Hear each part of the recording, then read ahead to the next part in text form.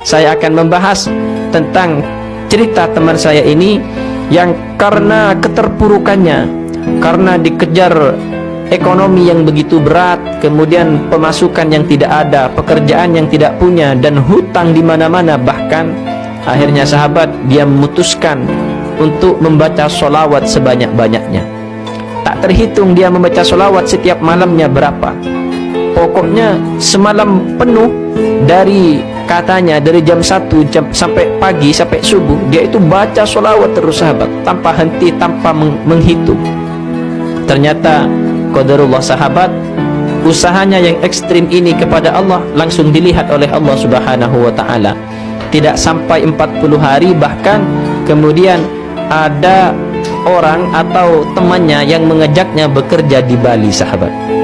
Nah, singkat cerita, dia itu berpikir ketika ada temannya yang mengajak bekerja di Bali, apakah ini jalan saya yang diberikan oleh Allah? Dia terus membaca sholawat sahabat, semalam suntuk membaca sholawat, dan ternyata ketika tidur dia bermimpi ini jalan untuk ke Bali, ini adalah jalan baginya agar mendapatkan rezeki yang diridhai oleh Allah Subhanahu wa ta'ala. Akhirnya berangkat sahabat ke Bali. Setelah berangkat di sana, awal minggu-minggu pertama dia bekerja seperti biasa, bekerja menjadi kuli bangunan sebagaimana pada umumnya yang biasa dikerjakan oleh masyarakat kita. Nah, tapi sahabat, buah dari riyadhah sholawatnya tadi baru berbuah beberapa minggu kemudian, setelah dia itu mendapat bos, seorang bule, seorang asing sahabat.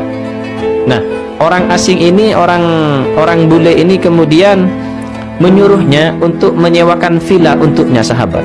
Sehingga singkat cerita dia mencarikan villa untuk si bule ini. Kemudian setelah menyewakan villa, dia telah menjadi karyawan kepercayaannya bule ini. Bule ini tinggal di Bali beberapa minggu. Setelah tinggal dia beberapa minggu di sana dan villanya ditinggal, maka villa tersebut disuruh dikontrakkan pada orang yang lain sahabat. Disuruh dikontrakkan kepada pendatang-pendatang yang lain oleh bule ini sahabat. Nah, semenjak saat itu orang ini bekerja sama dengan bule ini untuk membelikan villa, bahkan membangunkan villa, kemudian disewakan pada pelancong-pelancong yang datang ke Bali tersebut sahabat. Maka semenjak saat itu kehidupannya berubah drastis sahabat. Bahkan sekarang semua lembaga pendidikan, semua masjid, semua pondok pesantren, jalan-jalan dibantu oleh orang ini, saking banyaknya hartanya.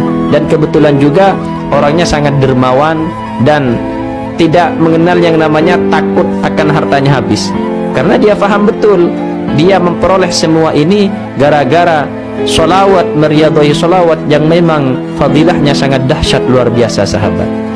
Apakah kemudian sekarang orang ini putus dalam membaca sholawat? Tidak sahabat. Yang namanya masalah itu pasti datang silih berganti. Sampai sekarang kalau dalam kendala bisnisnya itu punya kendala, maka orang ini baca sholawat sahabat. Dan semalam suntuk tanpa menghitung berapa. Bahkan ketika dia pernah cerita, ketika dia membeli sebuah villa yang sudah tidak layak pakai, dia itu pernah tidak punya uang sama sekali, karena memang modalnya pada waktu itu sudah habis katanya. Karena itu dia meriyadhahi dengan sholawat ini lagi sahabat, baca sholawat. Ternyata baru 3 malam baca sholawat, alhamdulillah tiba-tiba sudah punya uang katanya untuk beli villa ini. Jadi terus menerus seperti itu sahabat, sholawatnya terus, sedekahnya terus, kemudian karunia-karunia yang diberikan oleh Allah juga tidak henti-hentinya sahabat, bahkan sampai sekarang alhamdulillah.